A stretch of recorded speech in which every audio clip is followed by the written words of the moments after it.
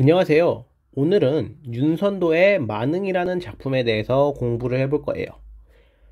우리가 이 윤선도 작가를 잘 기억을 해 두셔야 되는데 시험에 아주 잘 출제가 되는 작가이니 이 만응이라는 작품과 함께 잘 준비를 해 놓으시면 좋을 것 같아요. 만응은 총 6수의 연시조에 해당되므로 이렇게 한 수 한 수씩 잘 차근차근 살펴볼게요. 자, 먼저 산수간 바위 아래 초가집을 지으려 하니 그것을 모르는 남들은 비웃는다 하지만 어리석고 시골에 사는 세상 물정 모르는 나의 뜻이다. 나의 분수인가 하노라. 자, 이 부분을 보면 산수간, 즉 산수라고 나와 있으니까 우리가 이러한 부분을 자연 속의 삶이라고 볼 수가 있겠죠. 또는 속세와 벗어난 곳, 속세가 아닌 공간으로 생각을 하시면 됩니다. 자, 그리고 띠집을 짓노라 하니, 띠집이라는 것은 초가집인데, 즉 이 부분을 통해서 화자가 소박한 삶을 살고 있다. 즉 자연 속에서 소박한 삶을 사는 그런 안분지족의 삶의 자세를 보인다고 보시면 됩니다. 자, 그것을 모르는 놈들이 비웃는다. 그러면 이것을 모르는 놈들, 어떤 것을 모르는 놈들일까요? 그렇죠. 이렇게 안분지족하는 삶을 모르는 놈들은 비웃는다고 하지만 어리고, 즉 여기서는 어리석다입니다. 중세국어, 즉 15세기 국어에서는 어리고가 어리석다. 그 나이가 어리다라는 뜻은 현대에서 어리다라는 뜻이고 과거에서는 어리석다라고 해석을 해주시면 됩니다. 어리석고 혀암이라는 것은 윤선도 화자 자신을 얘기를 하는 건데 이 혀암이라는 것은 시골에 사는 세상 물정 모르는 사람이라고 생각을 하시면 됩니다. 시골에 사는 세상 물정 모르는 사람. 지금 어리고 혀암, 즉 이러한 부분이 화자를 뜻하는데 즉 자신을 겸손하게 이루는 말이겠죠. 겸손하게 표현을 하는 부분입니다. 즉 윤선도라는 사람은 되게 학식도 있고 또 어느 정도 벼슬을 한 사람이기 때문에 자기 보고 어리석다, 시골에 사는 세상 물정 모르는 사람이라고 표현을 한다는 것은 즉 자신을 겸손하게 표현을 한다는 거겠죠. 뜻에는 내 분인가 하노라. 즉 내 분이라는 것은 바로 안분지족을 하는 삶이 나의 분수이다 라고, 내 분수이다 라고 얘기를 하고 있는 거겠죠. 자, 이렇게 이해가 되셨나요? 자, 그럼 이수로 넘어가 볼게요. 이수, 보리밥 품나무를 알맞게 먹은 후에 바위 끝 물가에 실컷 논이노라. 그 나머지 다른 일들을 부러워할 것이 뭐가 있겠느냐라고 해석을 하시면 되는데, 자, 우리가 앞서 봤듯이 띠집이랑 같이 보리밥, 풋나물도 즉 소박한 삶을 의미하겠죠. 즉 자연 속에서 그런 자연을 즐기면서 자연 속에서 친화적인 삶을 보내면서 소박한 삶을 보내고 있다라고 보시면 됩니다. 바위 끝 물가에 실컷 논다. 즉 여기서는 그냥 자연을 즐긴다 라고 보시면 됩니다. 그 남은 여남은 일. 자, 여기서 핵심은 이 부분이죠. 그 남은 여남은 일을 부러워할 줄 있겠느냐. 자, 쉽게 말하면 그 남은 여남은 일이라는 것은 그 나머지 다른 일로, 즉 지금 앞서서 얘기하고 있는 윤선도가 추구하는 삶은 바로 자연 속에서의 삶이고 속세와는 거리가 먼 삶이죠. 그래서 이러한 부분을 그 남은 여남은 일, 즉 나머지 다른 일은 바로 속세의 삶이 되겠죠. 그거를 부러워할 줄이 있겠느냐, 즉 부러워하지 않는다라는 거겠죠. 그러면 이 부분 다시 나는 속세의 삶을 추구하는 것이 아니라 자연 친화적인 삶, 즉 안빈낙도 이러한 삶을 추구하겠다라고 보시면 되겠죠.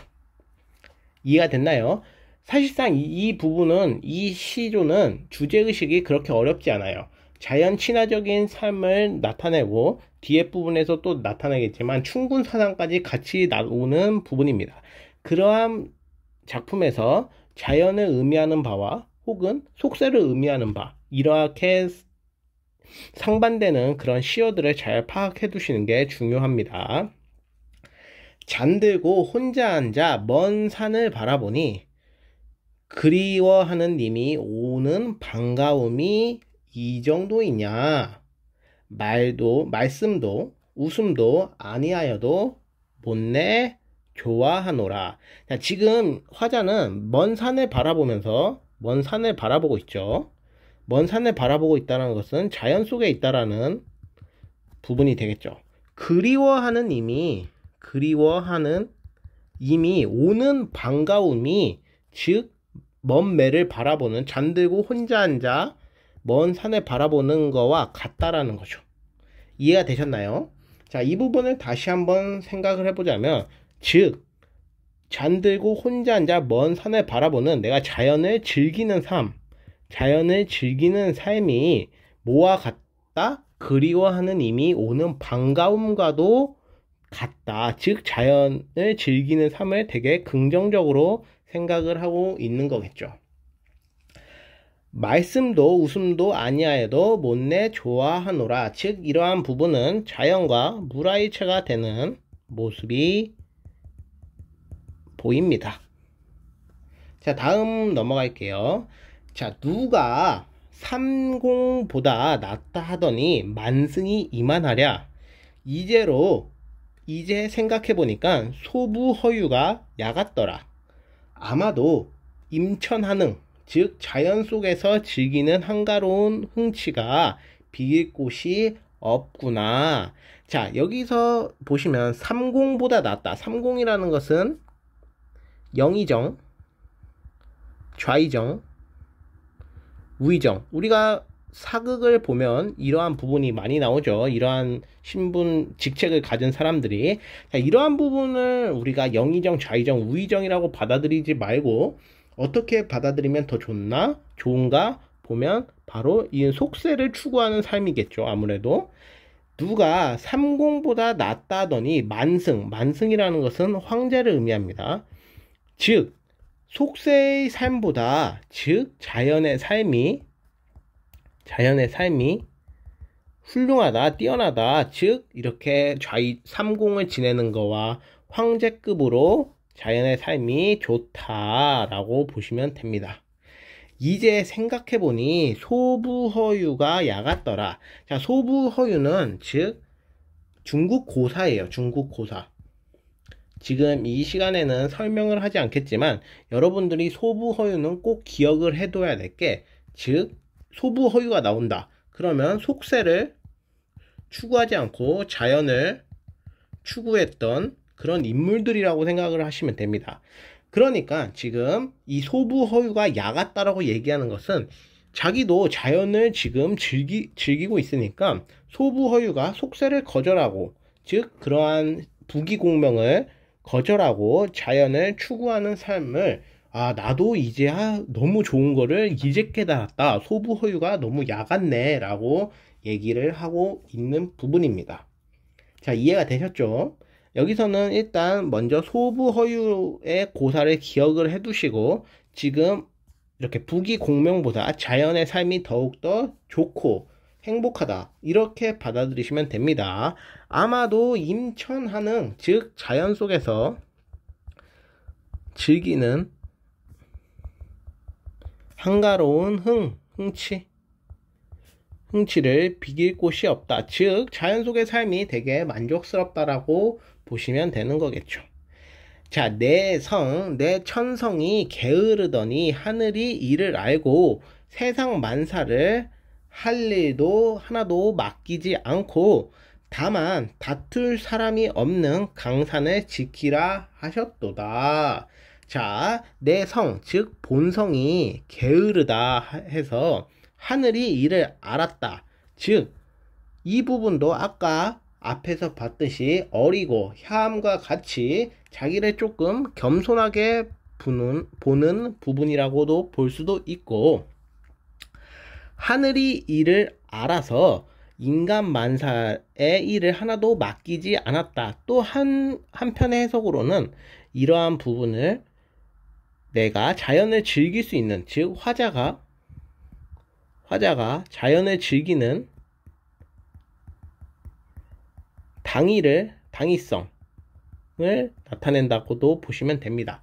즉 내가 이렇기 때문에 나는 자연을 해야 돼 하면서 합리화라고도 볼 수가 있겠죠. 자, 그러면 한번 봅시다. 내 본성이 게으르니 하늘이 이를 알아서 인간만사, 즉 인간만사는 당연히 속세의 일이겠죠. 부귀공명을 추구하고 속세의 일을 맡기지 않았다. 다만 다툴 사람이 없는 강산을 지키라고 하셨다라고 보시면 됩니다. 자, 마지막입니다. 강산이 좋다고 한들 내 분수로 이렇게 누웠겠느냐. 지금 1에서 5수는 계속 자연이 좋아요, 자연에서 즐기는 삶이 너무 만족스러워요 했는데, 나중에는 이렇게 내가 강산을 즐기는 이유를 바로 임근의 은혜로 이제 더욱 알겠도다. 아무리 갚고자 하여도 해올 일, 즉 내가 할 수 있는 일이 없겠구나. 자, 이 부분에서 중요한 것은 임근의 은혜로, 즉 충군 사상이 나타납니다. 즉 우리가 이렇게 전기문학을 살펴보다 보면 항상 자연을 즐기고 추구하는 삶 속에서 이러한 부분을 임금의 은혜, 임금의 덕분이다, 임금 덕분이다 라고 얘기를 하면서 내가 임금의 은혜 덕분에 자연을 즐기고 추구하고 있구나 라고 이렇게 얘기를 하면서 마무리를 짓는 모습이 나타납니다. 자, 그러면 우리가 전반적으로 다시 한번 중요 부분을 다시 살펴보겠습니다. 자, 이러한 시는 사실상 주제의식은 간단해요. 즉 자연 친화적 삶, 그 다음에 충군사상, 이렇게 두 가지로 압축이 되는데 한번 보겠습니다. 우선 먼저 어떤 것을 파악을 해둬야 되냐, 즉 자연의 의미, 이렇게 소박한 삶을 의미하는 자연의 의미나 혹은 여기도 자연의 의미라고도 볼 수 있겠죠. 혹은 이렇게 속세를 의미하는 바들, 시어가 의미하는 바, 즉 여기서 중요한 거는 자연과 속세, 즉 부귀공명을 나눠서 우리가 살펴봐야겠죠. 1수에서는 산수, 띠집 이런 것들이 되겠고, 2수에는 보리밥, 품나물이 자연, 그남은 연남은 일이 속세를 추구하는 삶, 여기는 삼공, 만승 이런 것들이 속세, 부귀공명을 의미하고, 소부허요도 자연을 추구하는 삶이니까 이런 1대1 대응이 아니더라도 의식적으로 이건 자연을 의미하는구나 라고 여러분들이 기억을 해 주셔야겠죠. 임천왕도 마찬가지고 인간 만사도 속세를 의미하고, 자, 이러한 부분들이 다 여러분들이 파악을 해 두셔야 됩니다. 자, 두 번째로는 이 시어 어리고 얌, 즉 화자가 겸손한 표현, 밑에서도 있었죠. 즉 내 성이 게으르다와 바로 위에서 어리고 얌, 이러한 부분이 바로 화자의 겸손함을 나타내는 말이다. 이러한 부분을 나타내는 시어를 파악을 해 줄 아셔야겠죠. 자, 그 다음에는 선생님이 봤을 때는 이 충군 사상도 여러분들이 파악을 해 두셔야 됩니다. 즉 비슷한 많은 이런 가사문학이나 시조문학에서 많이 나오는데, 역구는, 즉 임근의 은혜 덕분에, 역구는 이셨다라고 한번 여러분들이 들어보셨을 거예요. 이러한 요소들이 잘 나타나니까 여러분들이 기억을 해 두셔야 되고, 네 번째로는 이 소부 허유에 여러분들이 중국 고사의 의미를 파악을 해 두셔야 됩니다. 물론 다양한 중국 고사가 있지만 소부 허유와 관련된 고사는 꼭 기억을 해 두셔야 됩니다. 아시겠죠? 자, 여기서 주제의식이 그렇게 어렵지 않기 때문에 여러분들이 잘 정리를 해 주신다면 이 작품도 크게 어렵지 않을 거예요.